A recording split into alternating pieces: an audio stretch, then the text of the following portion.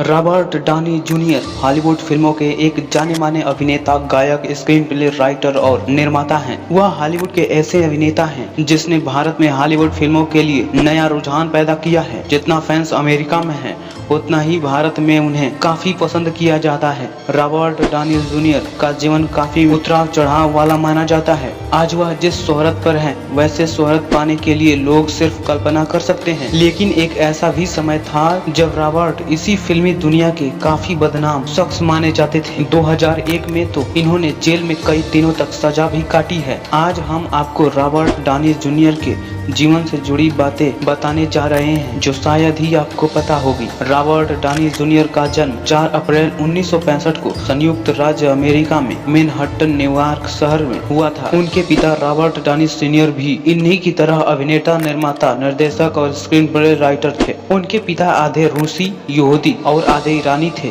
यही बात की जाए रॉबर्ट डॉनी जूनियर की माता के बारे में तो उनकी मां एल्सी एक अभिनेत्री थी। वह एक जर्मन और स्कॉटिश वंश से ताल्लुक रखती थी। रॉबर्ट डॉनी को कह सकते हैं कि ये शुरू से ही फिल्मी दुनिया के खून से हैं। वह अमेरिका के एक समृद्धि परिवार से थे। यही वजह है कि वह धीरे धीरे अभिलाषा की ओर बढ़ते चले गए। रॉबर्ट डॉनी जूनियर के पिता को ड्रग्स लेने की आदत थी और मात्र 6 साल की उम्र में ही रॉबर्ट डॉनी जूनियर ने marijuana जैसे ड्रग्स लेने लग गए। जैसे जैसे रॉबर्ट बड़े होते गए, वैसे वैसे लगभग हर रात ड्रग्स और शराब का सेवन करने लगे। फिल्मी घराने से ताल्लुक रखने के कारण रॉबर्ट डॉनी जूनियर का फिल्म सफर में भी बहुत जल्दी शुरू हो गया। इन्होंने 5 वर्ष की आयु में फिल्मी दुनिया में कदम रख दी थी। 1970 में आई फिल्म पाउंड से रखा। इस फिल्म में रॉबर्ट ने बीमार कुत्ते के पिल्ले की भूमिका निभाई थी। इन फिल्मों के 2 साल बाद फिर वह ग्रेजर्स पैलेस 1972 में दिखाई दिए।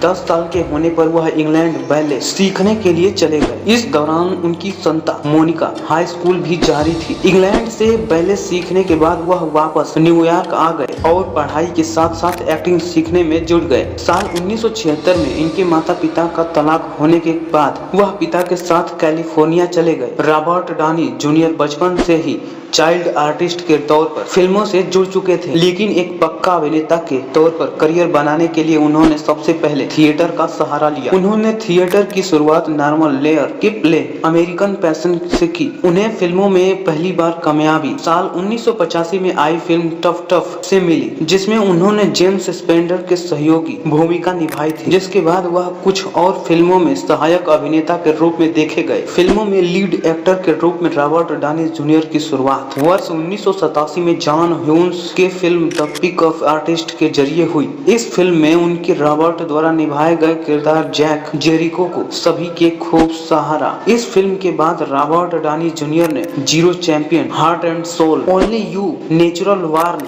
Killers, challenge are, Richard third, the last party फिल्मों में काम किया। रॉबर्ट डॉनी जूनियर और विवादों की आपस में शुरुआत साल 1996 से शुरू हुई। इन्हें कोकेन, हेरोइन और marijuana जैसे नशीले पदार्थों का सेवन करने के चलते गिरफ्तार कर लिया गया था। उन्हें कई दिनों तक नशे की लत को छुड़वाने वाले संस्थाओं में रखा गया, लेकिन उनकी नशे की लत नहीं छूटी। रॉबर्ट डॉनी जूनियर ने कई बार नशे की आदत को अपनी मजबूरी बताया, क्योंकि उन्हें यह लत 6 साल की उम्र से ही लग गई थी। उनके पिता भी इस लत का शिकार थे, इस वजह से उन्हें इसके लिए कभी नहीं रोका। रॉबर्ट अपने नशे की लत की वजह से 1996 से लेकर 2001 कुल 6 बार जेल जा चुके हैं और 2 साल से ऊपर जेल की सजा काट चुके हैं। आखिरी बार उन्हें 2001 में लॉस एंजलिस शहर में रास्ते पर नंगे पैर घूमते एक पुलिस अफसर ने पकड़ा था। पुलिस को उन पर ड्रग्स लेने का शक था, लेकिन कुछ घंटों बाद ही उन्हें रिहा कर दिया गया। 5 सालों बाद नशीले पदार्थों के सेवन का इलाज और गिरफ्तारियों की सजा काट लेने के बाद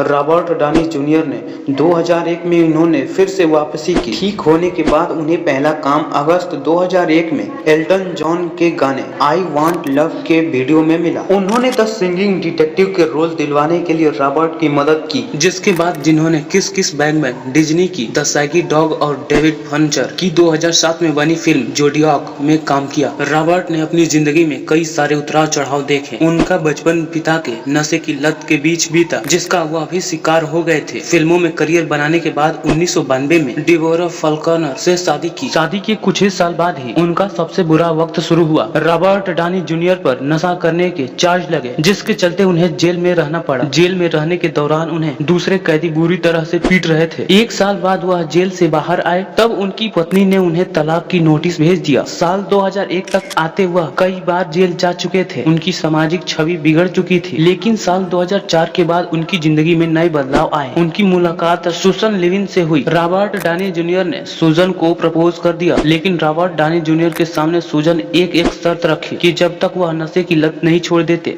उनसे शादी नहीं करेंगे। रॉबर्ट ने नशे को खुद से पूरी तरह से अलग किया। साल 2005 में सुजन के साथ शादी कर ली। रॉबर्ट डानी जूनियर को दुनिया भर में लोकप्रियता साल 2008 में आई मार्वल की मूवी आयरन मैन से मिली। इस फिल्म में रॉबर्ट डानी जूनियर ने आयरन मैन का किरदार निभाया। इस फिल्म में पहले तक रॉबर्ट डानी जूनियर के नाम से इस तरह की एक भी ब्लॉकबस्टर फिल्म नहीं हुई थी। रॉबर्ट डानी जूनियर ने आयरन मैन के लिए 5 महीने में करीब 10 किलो का वजन बढ़ाया था। इस फिल्म के लिए रॉबर्ट डानी जूनियर को फिल्म समीक्षकों को खूब सहारा। 1985 में 20 साल की आयु में डानी ने टेलीविजन पर आने वाले शो सैटरडे नाइट्स लाइव पर काम किया। उस दौरान उन पर किरदारों के रोल के साथ छेड़छाड़ करने के चलते शो से धक्के मारकर बाहर निकाल दिया गया था। रॉबर्ट डानी जूनियर के जीवन में एक ऐसा समय भी आया जब 1992 में फिल्म चैपलिन के लिए उनका नाम ऑस्कर के लिए नामांकित किया गया, तो उनका पहला ऑस्कर नॉमिनेशन था। 2001 तक लोगों ने समझ लिया था कि रॉबर्ट डानी जूनियर का करियर खत्म हो चुका है, लेकिन उन्होंने नशे की लत को पीछे छोड़कर एक के बाद एक सुपरहिट फिल्म निकाली थी।